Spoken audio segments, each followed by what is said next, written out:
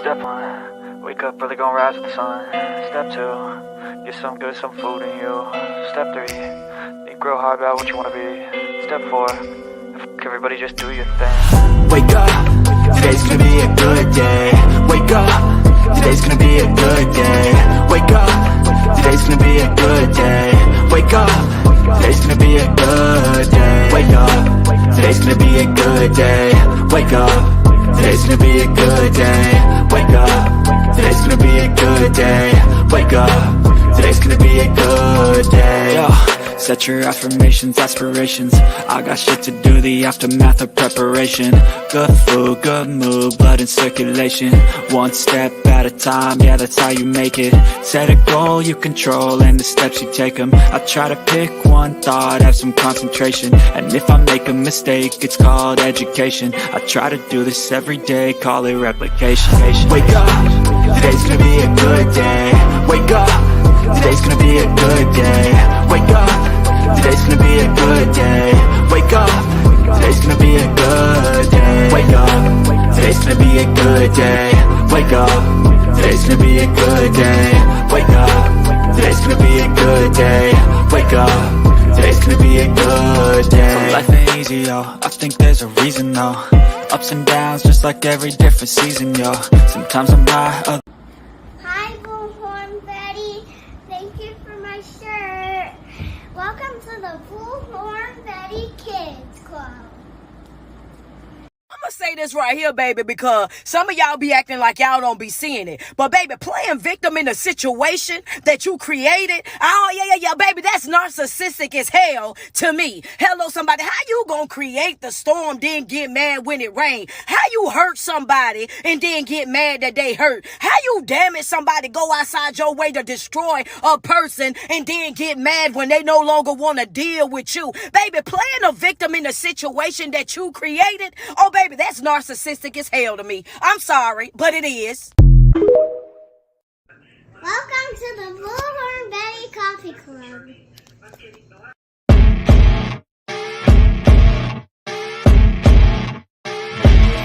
As you wake up in the morning, you want to find the latest, greatest information about criminal cases and have an intuitive conversation about the suspects associated with these cases. Head over to the Bullhorn Betty channel on YouTube.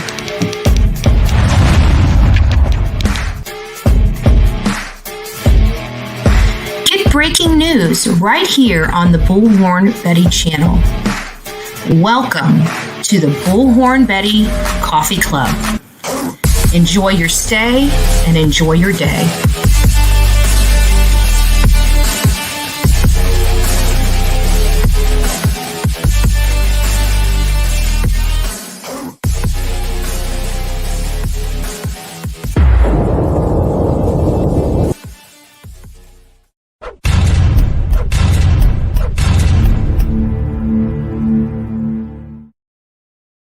Well, good morning, guys. So obviously I'm having some technical difficulties this morning, so give me a second. I'm probably going to be muted just for a second while I get the audio and microphones on here. I'm sorry. All this new stuff, right? All this new stuff.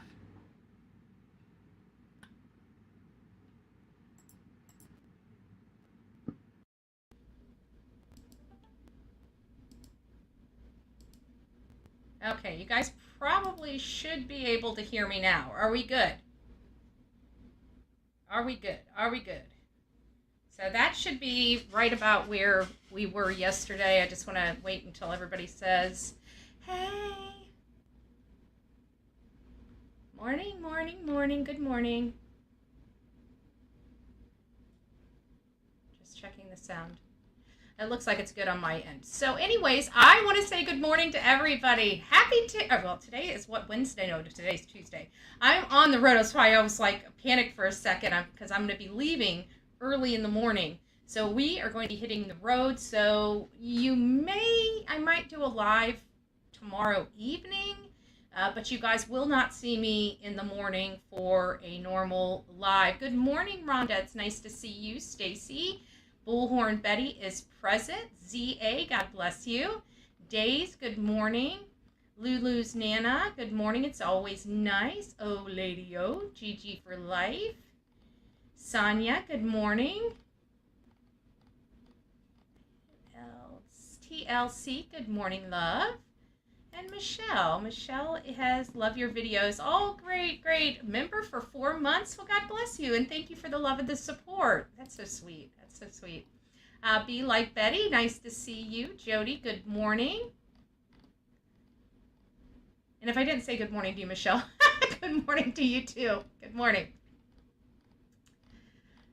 And you guys were chatting. Medgas guy, it's nice to see you. Sean, good morning. Rain, struggle is real. It's nice to have you. Good morning. Southern Grammy Wolf, Robert's girl, it's nice to see you. Lunch lady, Gail. Denise, Cranky O Bench. You guys come up with some of the clever names. Lori Lowe, it's nice to see you. Elfig, good morning. Kim 22, good morning. Pat, good morning. Melissa, good morning. Dixie, Kentucky girl, it's nice to see you, love. Nice to see you. So I'm just going to do just a few moments. We're going to get to the language of letting go, and I'm just going to kind of tell you how the flow is going to go today. I've got a lot of stuff going on today. I've got to get the oil changed in the car, and I've got to still get packed, and of course clean out the refrigerator and do all the stuff, when I go on the road. So naturally, today's going to be one of those crunch days. So we're going to get through everything. I kind of made the topic more condensed. We're still going to touch on a couple of the cases. Obviously, we're going to be advocating for Layla Santinello. We're going to touch on Rex Heuermann, which is the Long Island serial killer. And then lastly, we're going to go over the topic of the conversation, obviously. Did Bryan Kohberger use peroxide? It's possible, guys. I learned a lot yesterday, and I'm going to fill you guys in. So, and then after that, we're just going to open up the phones for a little bit for anybody that would like to call in. And we're going to send you on your way so I can get on mine. So that's going to be pretty much the role for the day. And I hope, Elsie, it's nice to see you. Good morning, Leslie. So as always, language of letting go today is August 15th. I have to be honest with you. I did not read it. I was meaning to read it, and then I saw this objection to the defendant's stay. I printed it out early this morning, and of course I'm running around here, and I couldn't find it, and I'm like, where is it? And it's on the corner of my desk. So I was reading it just a few minutes ago, and it's interesting. I mean, I get it, but so we'll just touch on it a little bit, but it's not going to really be the whole meat and potatoes. I'm not going to read the whole thing to you. It's really not necessary. But we will touch on it, and I'll give you guys my the breakdown of it and what I feel, how I feel about it. So August 15th, make a gratitude box. If you guys haven't made this gratitude box, I've done it once before. Actually, I think I've done it twice before, and it was actually good for the time. So if you're struggling with something, Daniel, it's nice to see you as well. Good morning. So if you're struggling with something, I do recommend finding, getting a box and calling it a gratitude box. It could be just about anything. You only need little pieces of paper, right? So one day, years after I discovered the power of gratitude, I started feeling stuck, stymied, ungrateful again. After a few minutes of this, I knew what to do. I understood clearly what the remedy for my situation was. I went to a shop in town and picked up the most beautiful little box I could find. It was silver with engraving on it, about 4 inches tall and 6 inches wide. Then I went home and I took out a pad of paper. I tore it into tiny little strips. On each piece of paper, I wrote one thing that was bothering or troubling me, from finances to work to love. When I had finished writing out my troubled list, I started another one. Now, each slip of paper, I wrote down the names of people I wanted to pray for, the people I loved, the people I wanted to ask God to bless. When I finished, I put each little strip of paper in the box. Then I held the box in my hand and thanked God for everything inside. I still have my gratitude box. I kept it in plain view. People think it's a pretty decoration, but it means a lot more than that to me. From time to time, when I feel down, I open the box. I take out one slip of paper and I practice gratitude for whatever slip I happen to pull out. Sometimes I pull out a name of someone I want God to bless. For that day, my mission is surrounded that person with my prayers. Is to surround that person with my prayers. Most of the troubles I put in the box have long since been resolved, but the box is still around to remind me of the power of gratitude. Do you have some problems in your life today, areas you can't seem to resolve? If you don't already have one, consider making a gratitude box. Remember, there's a difference between knowing about the power of gratitude and actually applying gratitude in our lives. God, help me do the things I know will help me feel better.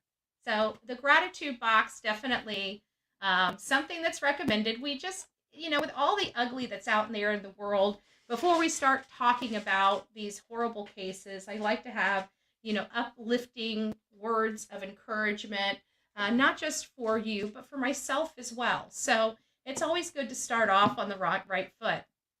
Dixie, Kentucky girl, good morning, love bug, and thank you so much. God bless you, love. Pickle Toe Grandma is up in the house today. Good morning, love. Good morning. And Sean reminds us, if you guys have not gone out yet, to give me a thumbs up. Now would be a great time to do that.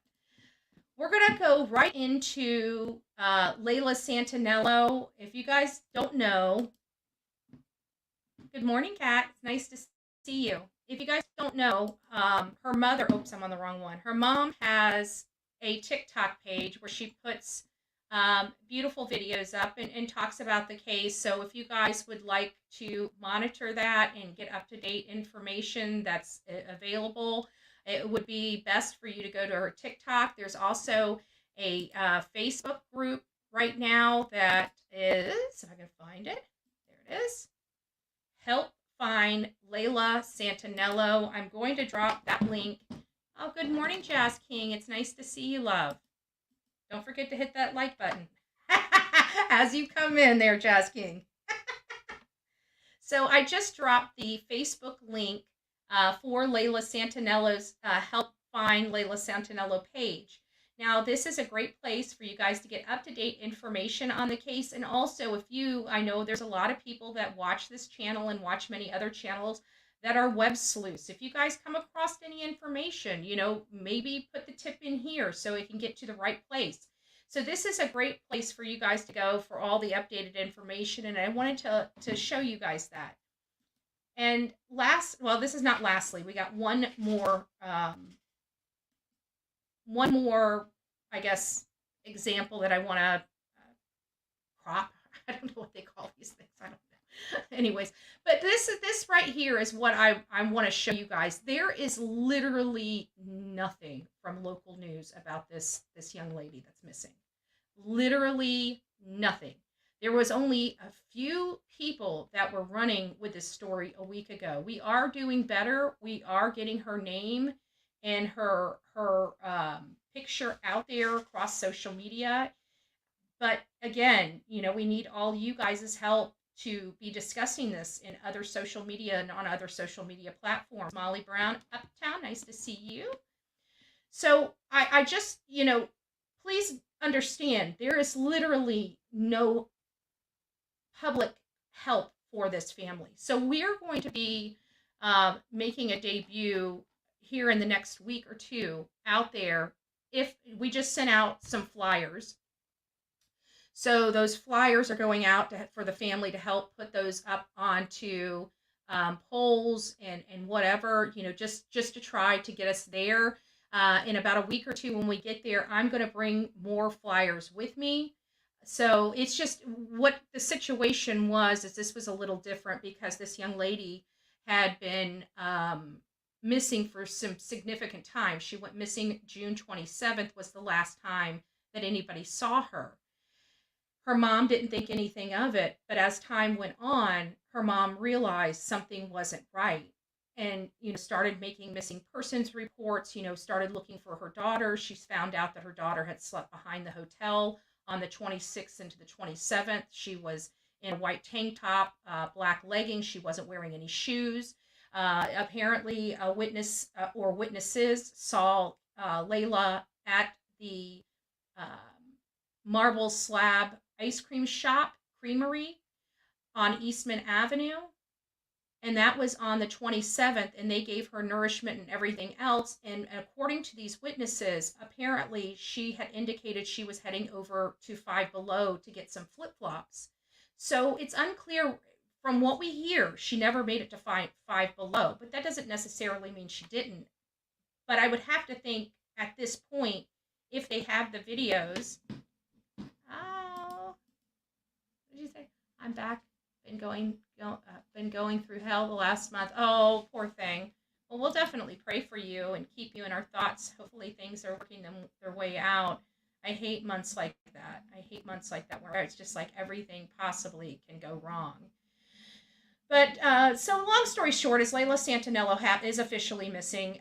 It rose to the level now that TBI started getting involved as of August 1st. There was a missing endangered alert that went out for Layla, and still nothing. No word from her friends, her family, her mother. This is, it's really concerning. I mean, anybody that just disappears and then the family doesn't know. Good morning, Faith Lynn. Doesn't know about, doesn't know about this case. What was I going? I'm sorry, I got distracted with Faith Lynn. What is the hi? But when it comes to this particular case, she just basically vanished. Nobody knows where she's at. She's not calling family, friends, or her boyfriend. There's just a lot, and then TBI gets involved, and then there was a raid on this house on Dale Street. Nobody knows publicly if that is connected. Behind the scenes, it appears that it is linked together. So I went ahead and said it was related. I since that statement was made, that information has been corroborated to me. So, and through, online searches and research. So we just need to get her out there, get her face out there, and do what we can as the public to keep the conversation going. And lastly, this is the last one on her. I just wanted to read what Jennifer Santinello said, which gives us all hope. She says she truly believes her daughter is out there somewhere. She truly, truly does. That's why I feel so strongly about hiring a PI. From the research I've done and the investigators I've spoken to, a PI has a little bit more leeway in the case like these. The authorities have to work within certain boundaries, restrictions, and jurisdictions. Layla's case has been split between 3 different agencies that I know of at this point, and that's all well and good, but it also slows things down. I believe wholeheartedly that lead detective is doing everything in his power to bring this case to a close, but there's only so much he can do. Considering the kinds of people Layla was dealing with when she vanished, it's less likely they'll want to speak up to the police. A private investigator, however, a gal trying to make a living, that might get us some answers we're looking for. So if anyone out there is willing and able, please donate and help us find my little girl and bring her home, or simply share it to spread the word. So there you go. And here is the official GoFundMe page for Layla, for the private investigator. And I promise you, once we got it, we would post it. There you go. There's the GoFundMe link. All right. I think I'm going to mix it up just a little bit because we're already 20 minutes in, and I needed to try to limit this live as much as possible. I got to limit it to about an hour because of my crazy day. So I'm going to skip over the Gilgo. Well, we'll run through the Gilgo Beach information fairly quickly. I've already discussed this, but just FYI that it is factual that the judge ordered Rex Heuermann to submit his DNA sample. This is going to be huge because also there's a t-shirt being sold for $20. Yes, and I saw that and I showed that to the group yesterday. And let me find that again. Give me just a second. I know it was in here. Oh, this is so cute. It just breaks my heart. Give me just a second. There it is. And here is the, thank you, Faithlin, for keeping me up to date. I want to open, come on. Well, here, let me just share this. Copy link. Okay, here's the link to the group. Make sure you're signing up for the Layla Santinello group, by the way, guys. The more eyes and ears on it, the better that we can, the more we can do. The judge orders the Gilgo Beach murder DNA to be submitted, so this is going to help. I think that once it's in CODIS, I think that hopefully maybe other murders he might be involved in, he might be able to at least be acknowledged as being the killer, because there's a lot of families out there. You know, I was sitting down and thinking about Rex Heuermann. I was sitting down and thinking about, you know, his life and what we know about serial killers, and how we've learned that typically a serial killer, you know, has his first kill, his or her first kill, typically a white male, has his first kill at 28 and a half years old. So he was 59 years old when he was arrested. That's 30 years. That is 30 years. Oh, anything I can do to help. Thank you, and God bless. Absolutely. 30 years of murdering women, preying on escorts. And you cannot tell me if the reason why they closed in on this man was because he was about to coordinate another victim. He was in the process, it sounds like, from what we're hearing, is that he was in the process of you know, communicating with another escort. His wife was out of town. He was about to strike. And so law enforcement, before they had another victim, decided to move in. This is 2023. We have no known bodies associated with the Long Island serial killer since 2010. I think the last body that they attached to him that they found was 2011. And I think the one that from 2011, those later ones he hasn't even been charged with those bodies yet. So if we thought he stopped in 2010, which we know is ridiculous, we know that that's not the case. We know the makeup of these type of guys. We have enough in our jails that we know, right? So that means he got smarter. That doesn't mean there's no more victims. So the question is, where has he been, and what has he been doing this entire time? Who has been his victims? It's scary. There might be people out there who are victims and their family doesn't even know they're gone yet. It's just sad. So I hope that does help. There's also another victim that's being brought up that obviously hasn't been linked to Rex Heuermann, but there is this proximity in time, the 90s, 2000s, late 2000s, whenever we started, or mid to late 2000s, when we started seeing all these bodies. Hey, John Davis, weird to just stop. Highly unlikely he just quit. Oh, it's absolutely highly unlikely. We know that. So this whole thing that he stopped, I mean, we just need to find out where he was and who disappeared off the face of the earth when he was where he was. That's going to identify, I think, a lot of victims, but we're not going to be privy to that because that's in all those records that law enforcement has.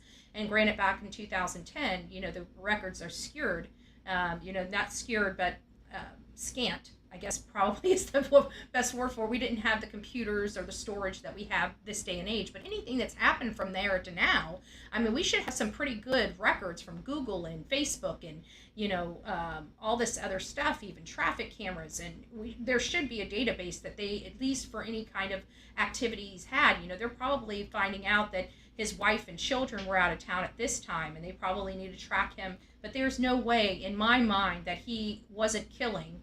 And he just was recently starting back up again in 2023. I'm sorry, to me, just doesn't seem plausible. It may be to some of my audience members, just for me personally, my opinion, No.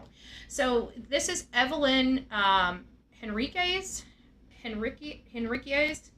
So there she is. She died in 1993, and it says Evelyn was last seen in Williamsburg section of Brooklyn on this day in 1993. Williamsburg has had a remarkable amount of urban development and is now considered a very trendy area nestled between Brooklyn and Williamsburg Bridge.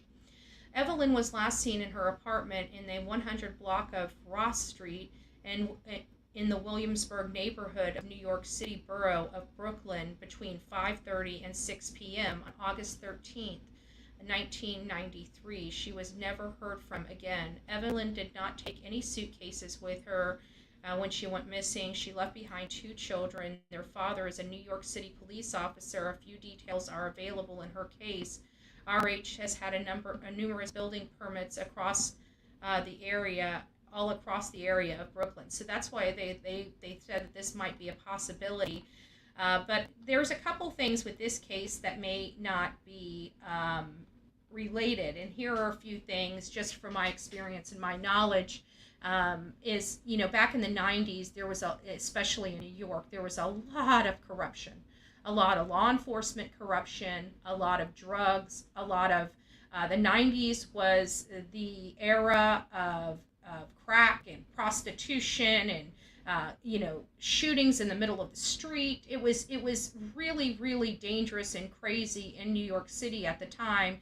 And why, the president at the time, like Hillary Clinton and everybody, they came up with these strict, tough sentencing guidelines for the criminal justice, because it was outrageous. I mean, it was really, really bad in the 90s.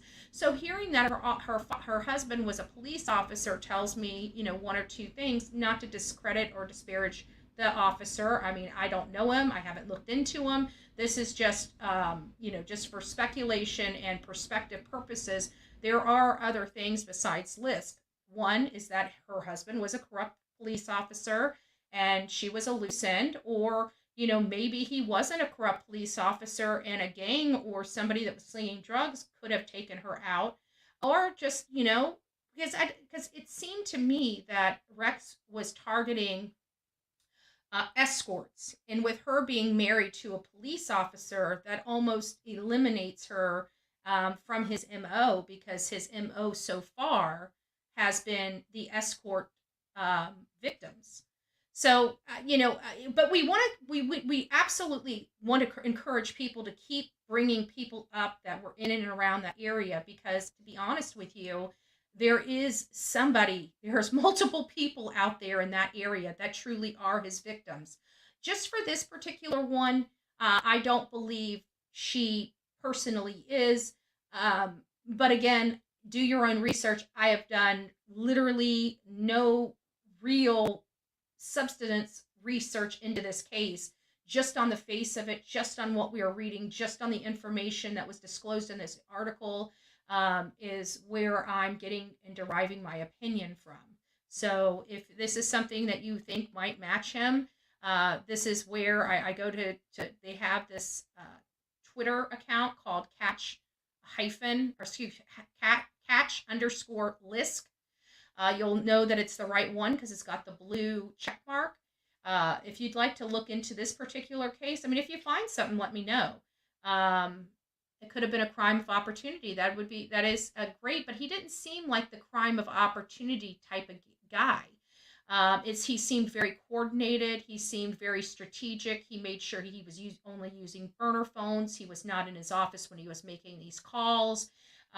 He even was bold enough to use one of his victims' phones across the street from his only 800 feet from his office or less, to make taunting calls to one of his victims' family. So it doesn't seem to me that but you never know. I mean, when somebody is new to killing, they probably try a few different things, I mean, I don't know. I'm not trying to put your mind in the mind of a serial killer. It's just hard. Like, I don't understand it. I don't understand wanting to cause somebody pain, wanting to, I just don't, I don't get it. I don't get it. But either way, a couple of other things. It's this one thing that I want to bring up. Oh, this is kind of stupid, but it's news, right? So Rex Heuermann's officially off suicide watch. I know it's breaking news, making headlines across across all mainstream media and alternative media. Rex Heuermann is officially off suicide watch. For those that were really concerned about his mental health and well-being, you'll be happy to know that he's appears, at least to the state of New York, he appears to be A-okay. So, and here's another one, but I'm not sure. This one might actually be a little more interesting. And it says Hackett's phone. It goes on. There's more to this than just this particular, but I like this one. But apparently there's another person that could have been a possibility. Obviously, there's going to be a lot that could be a possibility. So as names come up, we're going to talk about them. And it's related to Lisk. And this one is Hackett's phone call to my mom the day after she disappeared. So this appears to be, that real girl appears to be at least a victim's sister.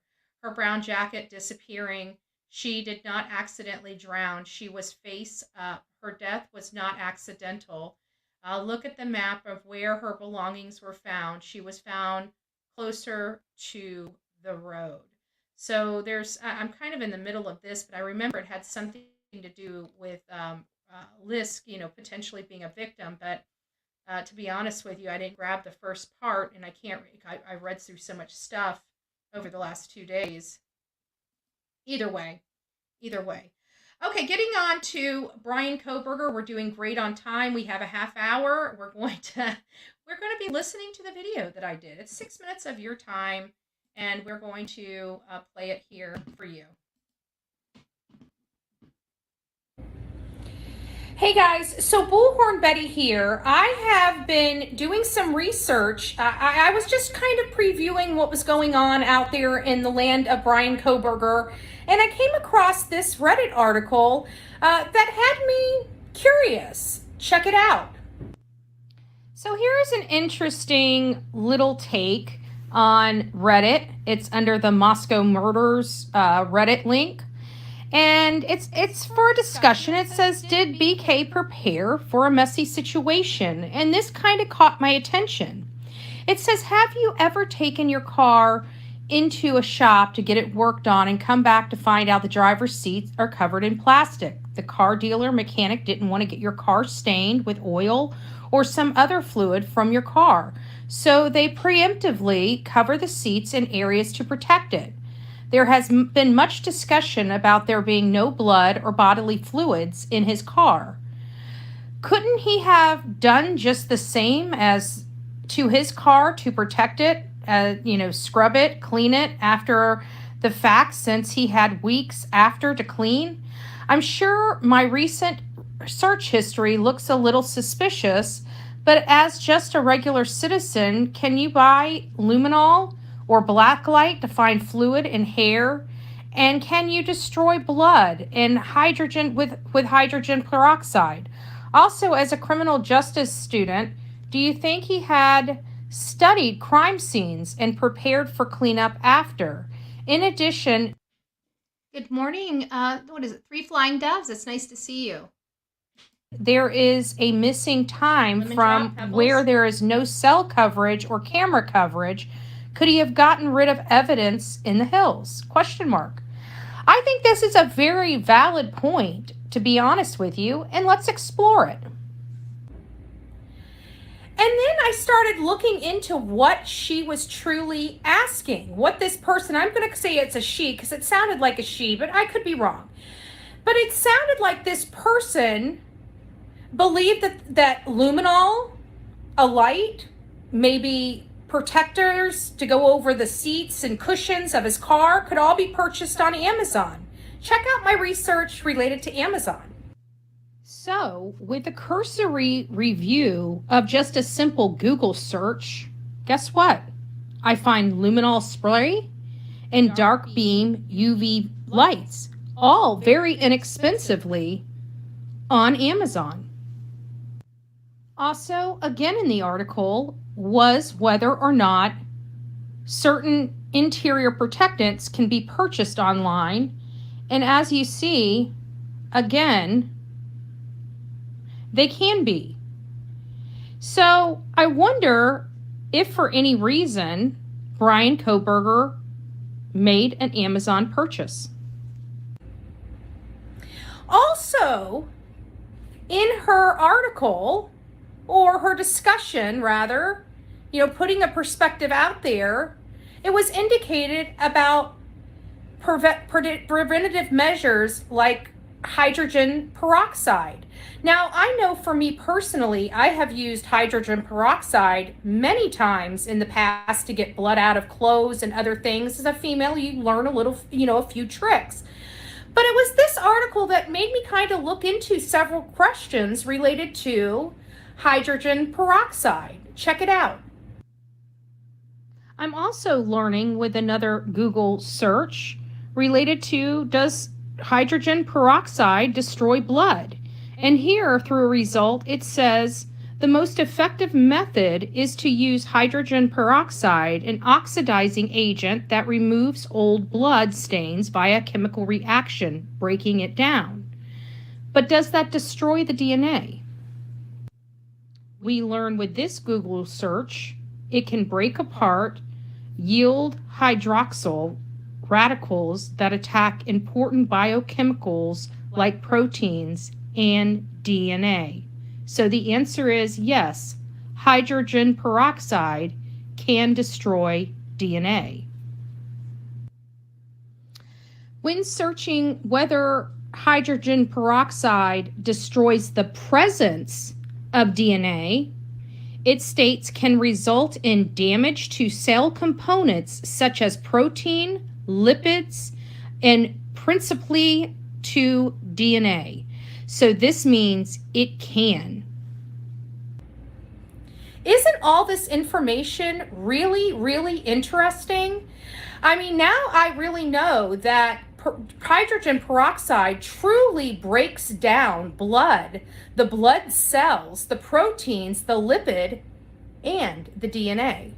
So what are your thoughts? Do you think the reason why we're being told that there's no presence of biological material in Bryan's car because he took measures to protect his car from getting that?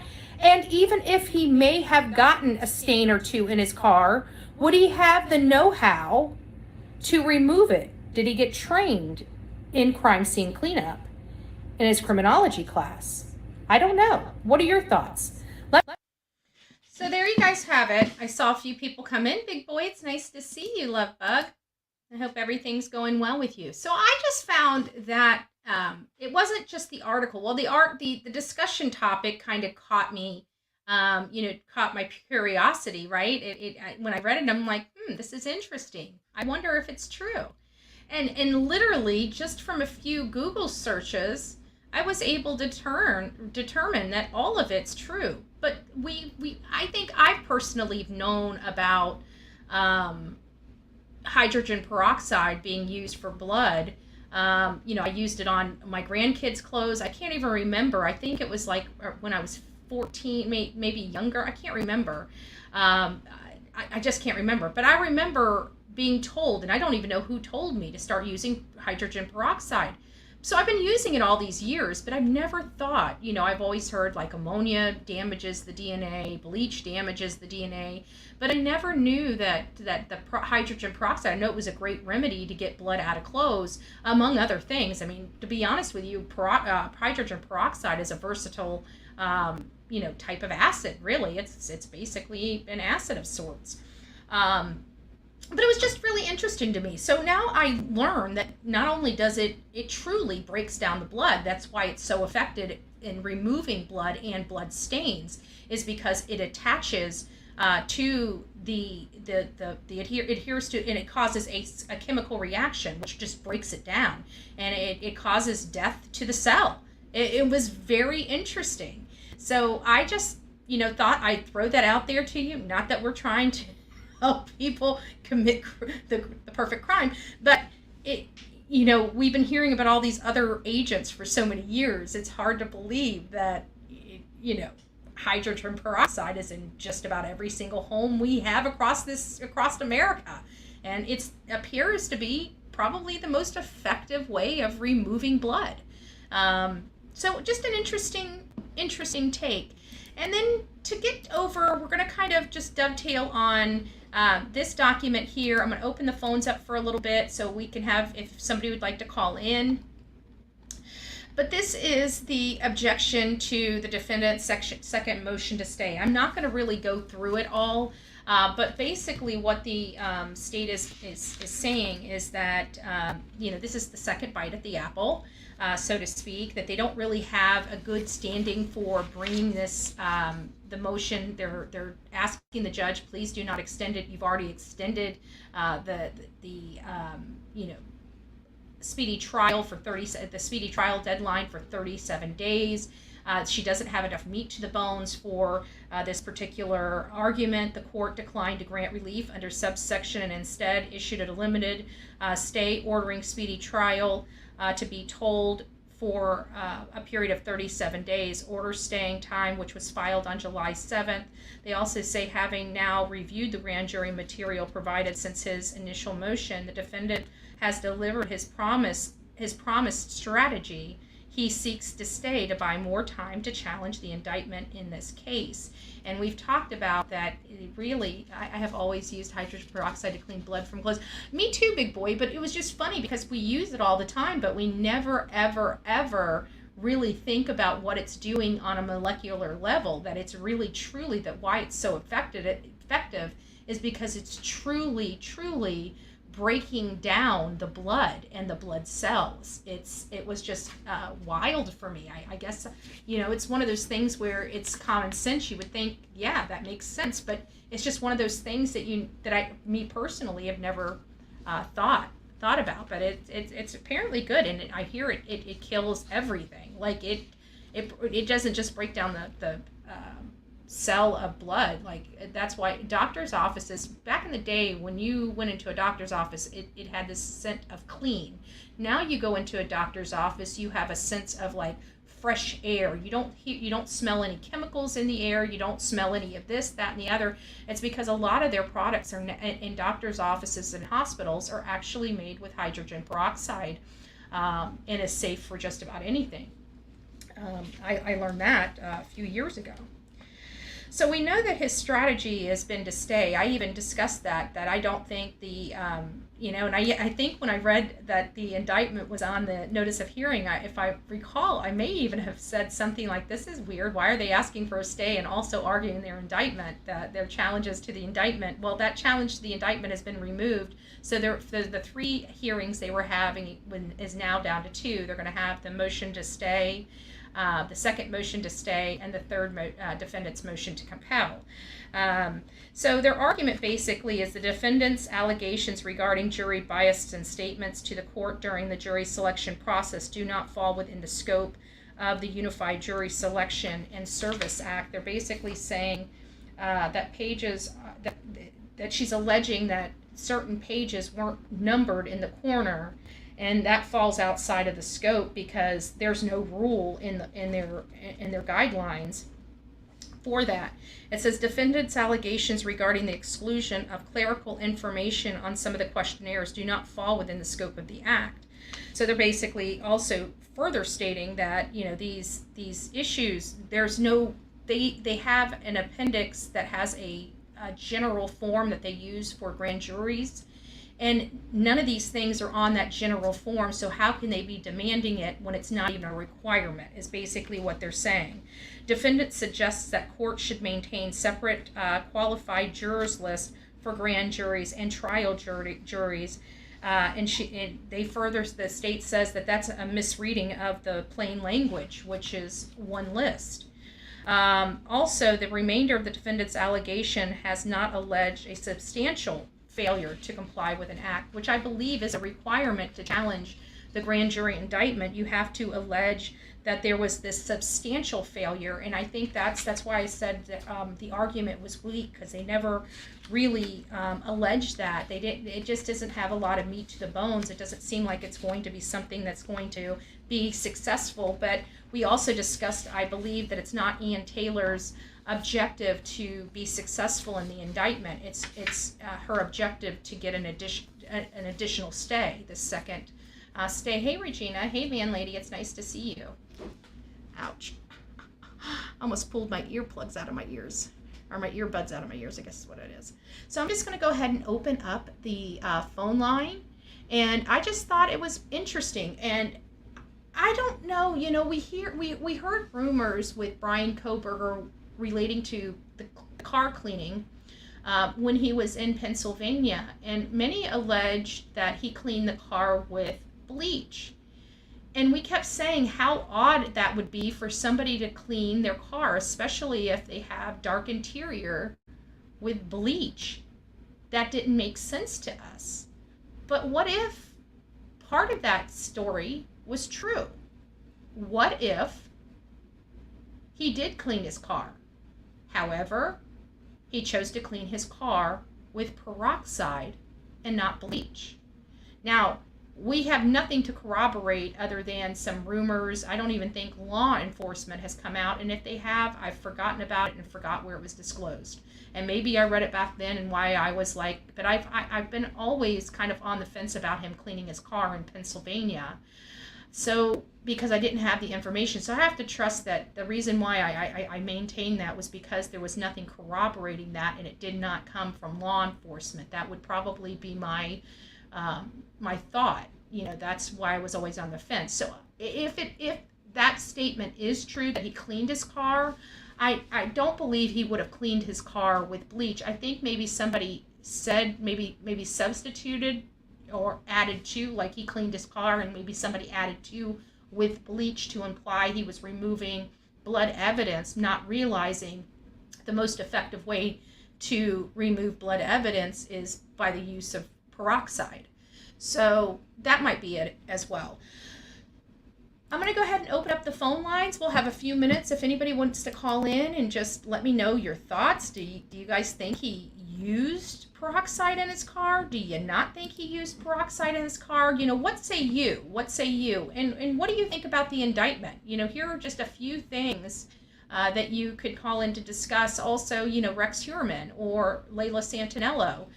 We're definitely going to work very hard in advocating for Layla Santinello, especially in light of her mom feeling like she's there, you know, that she's still out there, and she just wants to bring her home. Gonna be 3 to 5 years before Idaho case goes to trial. Huh, I wonder. Guys, give me just a second. Let me see who's at my door. It's most likely my neighbor.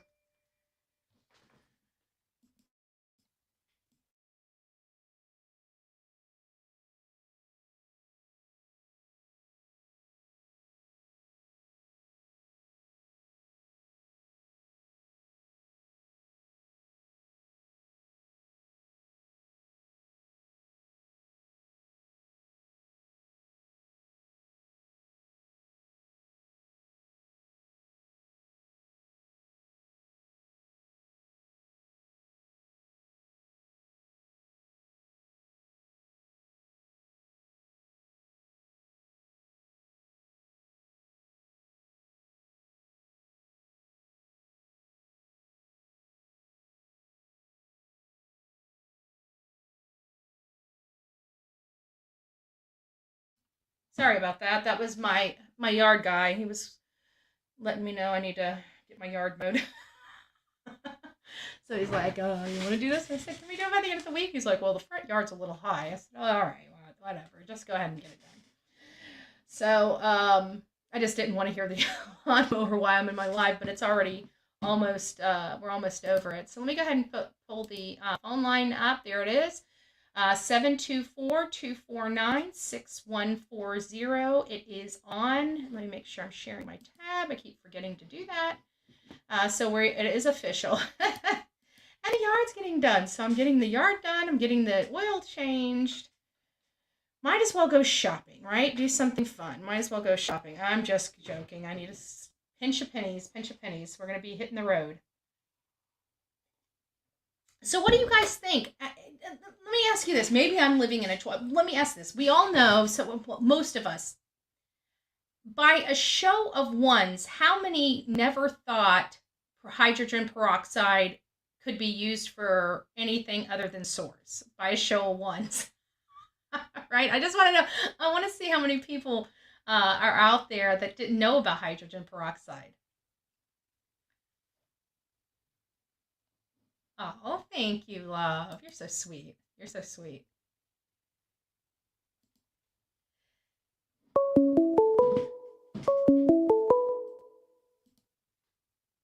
This is Betty.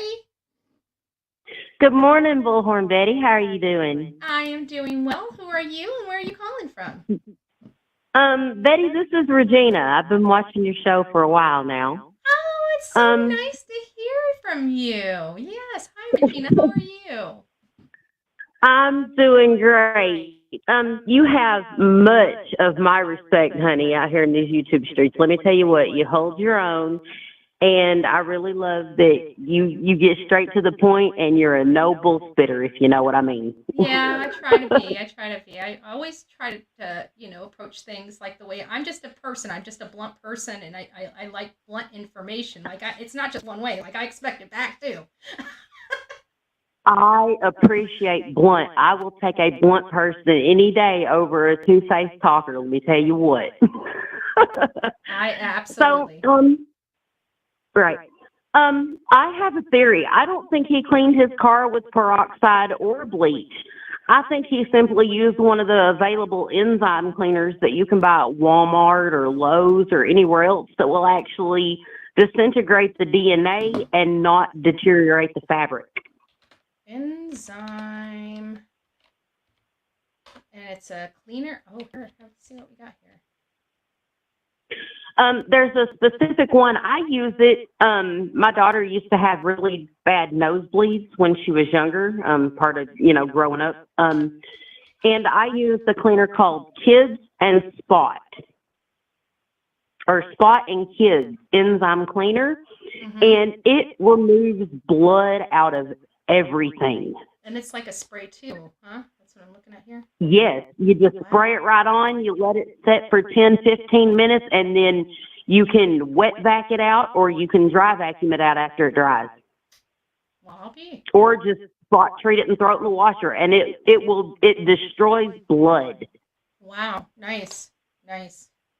Yeah, well, it breaks down. That's definitely one perspective, but we do believe that there was some type of cleaning. Like, you even believe there was some type of cleaning of the car. Is that correct? Just products different? Absolutely. Mm-hmm. Yeah, I do too. Absolutely. Also, Regina, something else. Oh, sorry, go ahead. Where there's just a tiny lag. Something else going on with the case that I see is because Bryan Kohberger, I study law.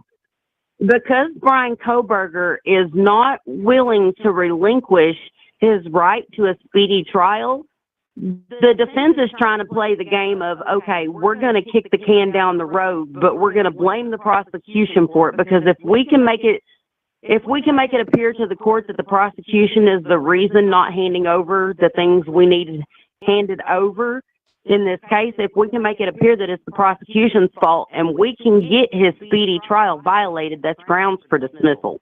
Yeah. I think they will act. This is kind of how I think that the defense team is going, because it's Bryan and Bryan alone that can waive his speedy trial rights, so to speak. I mean, within a few things, like if he does something to inadvertently waive them, then that's one thing. But for him, the way it's going right now, unless he says it right now, they're in that guideline.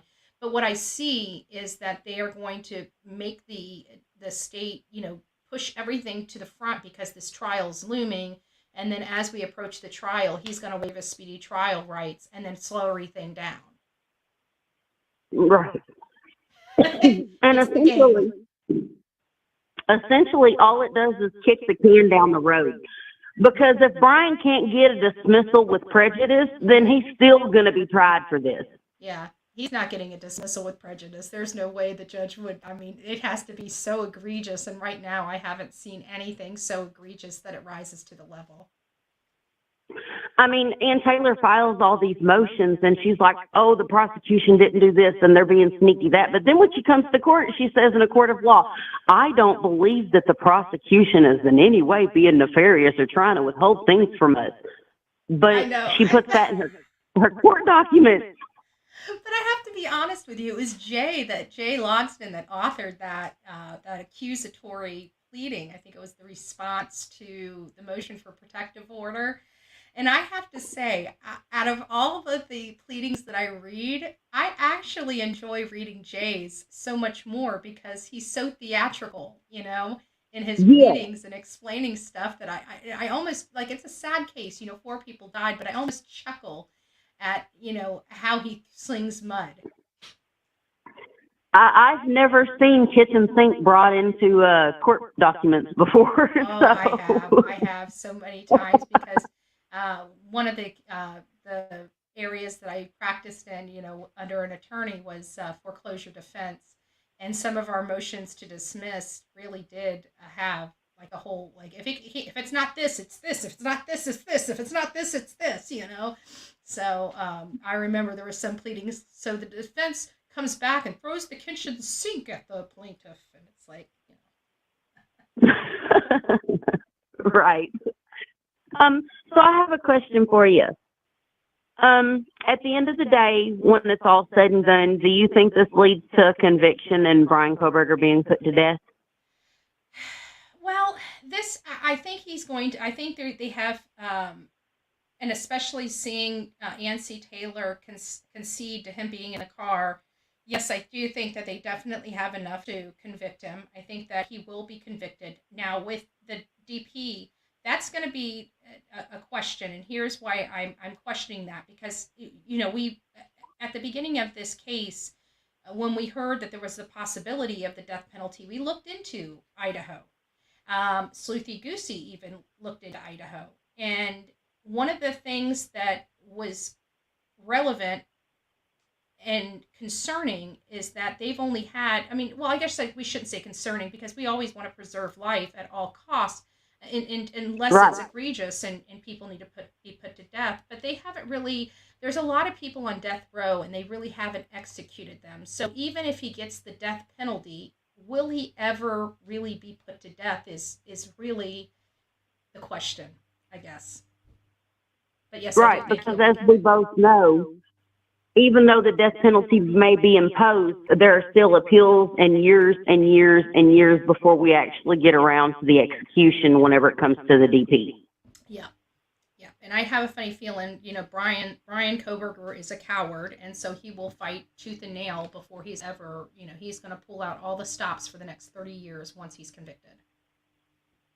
Oh, yeah. Oh, yeah. Also, something else, I don't think people realize that at the end of the day, win or lose this case, Ann Taylor is going to be a wealthy woman whenever this is all said and done. I mean, she's going to have book deals. She's going to, I mean, you know, she's going to get paid to do interviews and stuff after everything is said and done. I think that she is going to be a very wealthy woman. And I think she knew win or lose at the beginning of, you know, taking this case on, that was going to be her that's the her lawnmower. golden, Sorry if it's golden distracting. staff or whatever. Yeah. Oh, you're fine. I'm surprised you don't hear my 150-gallon fish aquarium. So yeah, but I can hear that lawnmower. Lord.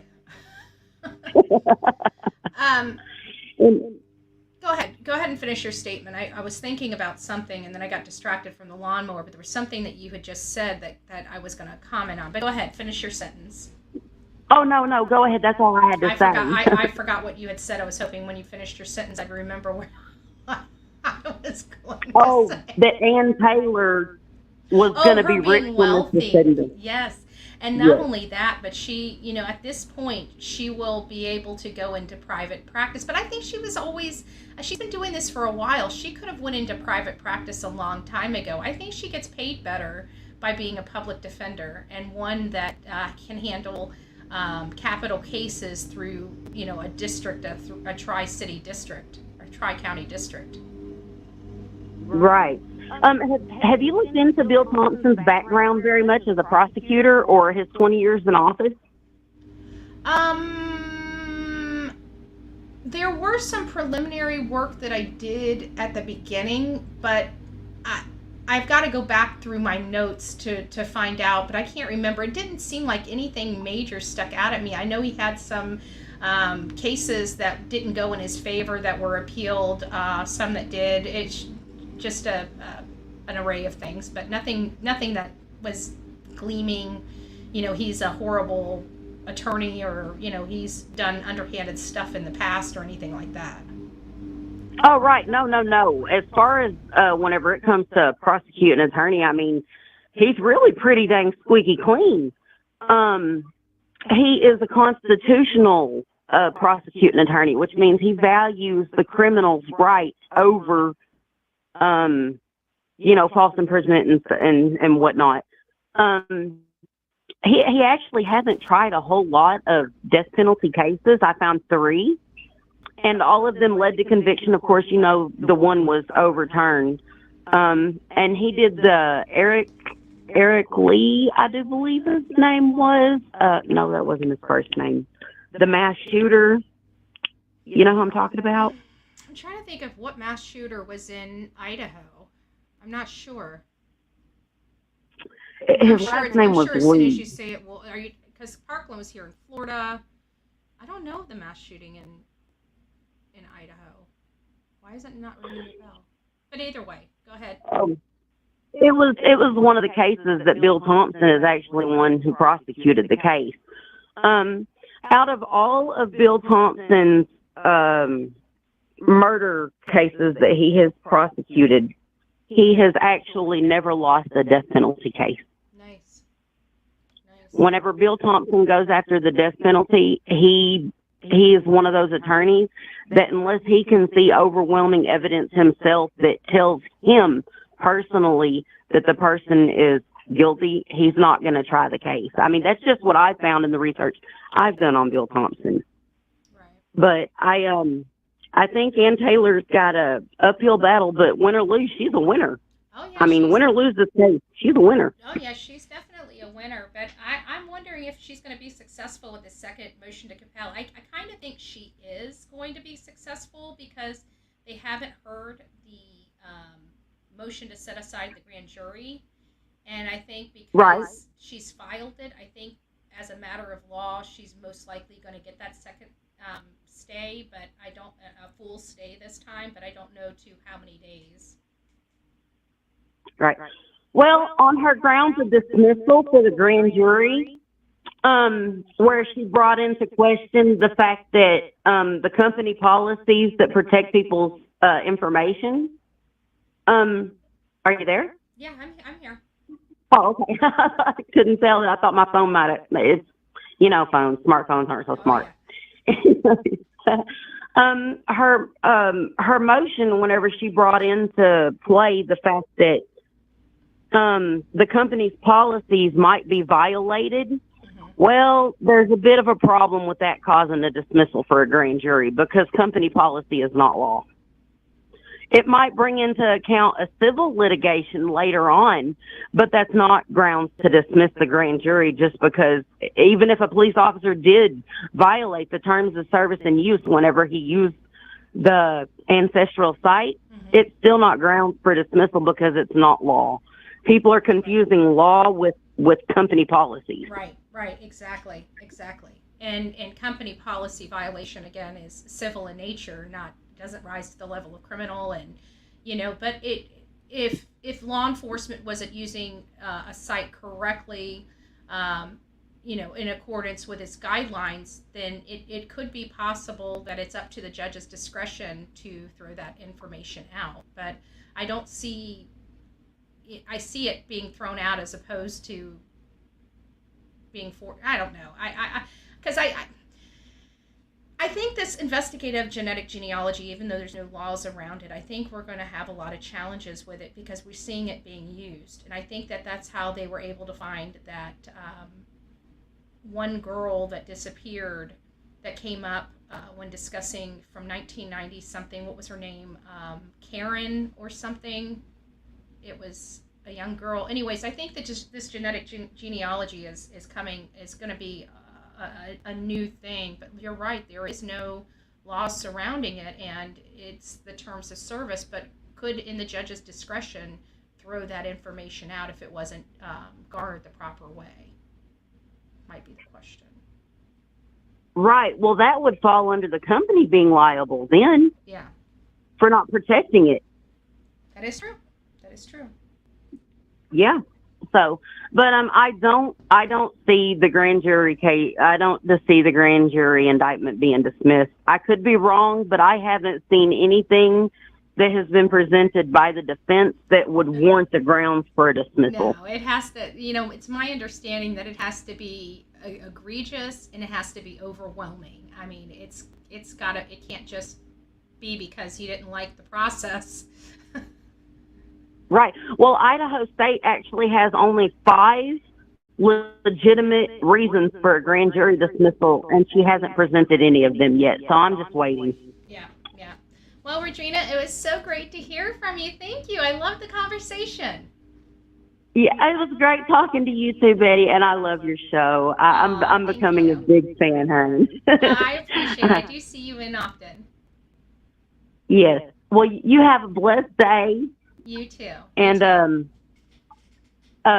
you guys, blessings and prayers for everyone. And Betty, it is so refreshing that you have your little inspirational readings and stuff every day, and help us build ourselves as people better. I appreciate that. Aw, thank you, love. Well, we'll talk soon.